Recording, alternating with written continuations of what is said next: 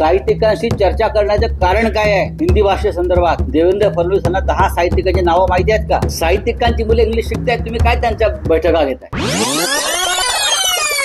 कोणासाठी करताय तुम्ही? महाराष्ट्राच्या शत्रूसारखं वागू नका देवेंद्र फडणवीस, एकनाथ शिंदे, तुम्ही शत्रूच आहात महाराष्ट्रात. साहित्यिकांशी चर्चा करण्याची गरज नाही. किती साहित्यिक आले छाती पुढे काढून? साहित्यिकांशी चर्चा करण्याचं कारण काय आहे? हिंदी भाषेसंदर्भात कोण साहित्यिक? मला 10 नावं सांगा. देवेंद्र फडणवीस यांना 10 साहित्यिकांची नावं माहिती आहेत का? कोण साहित्यिक? एकनाथ शिंदेना 5 साहित्यिक माहिती आहेत का?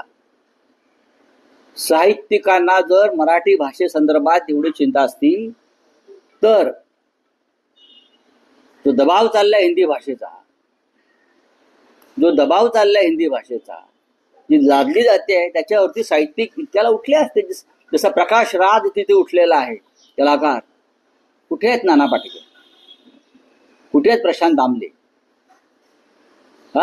कुठे आहेत माधुरी दीक्षित? कुठे आहेत आमचे सगळे मराठी क्रिकेटपटू? मराठी माणसाने तुमच्यासाठी टाळ्या वाजवायच्या, तुम्हाला खांद्यावर घेऊन नाचायचं, पण मराठीवरती असे हल्ले होत असताना तुम्ही गप्पाच सगळे ना. साहित्यिकांचं आम्हाला सांगू नका फडणवीसजी, आम्हाला माहिती आहे. हे सगळे 90% लोक हे जे लाभार्थी आणि पुरस्कार प्राप्त आहेत ते तुमचे लाचार आहेत. नक्कीच या सगळ्यांची मुलं परदेशात शिकतायत, परदेशात शिकून आलेले आहेत. त्यांचा ना मराठी भाषेचा गंध आहे त्यांना, ना हिंदीचा गंध आहे. सगळे भारतीय जनता पक्षामध्ये असलेले सगळे प्रमुख नेते दिल्लीपासून या मुंबई महाराष्ट्रापर्यंत सगळे विदेशी शाळांमध्ये शिकतायत. इंटरनॅशनल स्कूलला त्यांची नातवंड शिकतायत. मी अभिमानाने सांगू शकतो माझ्या मुली मराठी शाळेत शिकल्या, पालिकेची, अनुदानित, विना अनुदानित. मी सांगू शकतो, मला अधिकार आहे बोलण्याचा. आमची मुलं मराठी शाळेमध्ये शिकली आहे आणि हट्टानं आम्ही टाकलेली आहे. तुमची आहेत का? किती मंत्र्यांची मुलं आणि भाजपवाल्यांची मुलं यादी काढा. त्याच्यामुळे मला हे बोलण्याचा अधिकार. साहित्यिकांची मुलं इंग्लिश शिकतायत, तुम्ही काय त्यांच्या बैठका घेताय?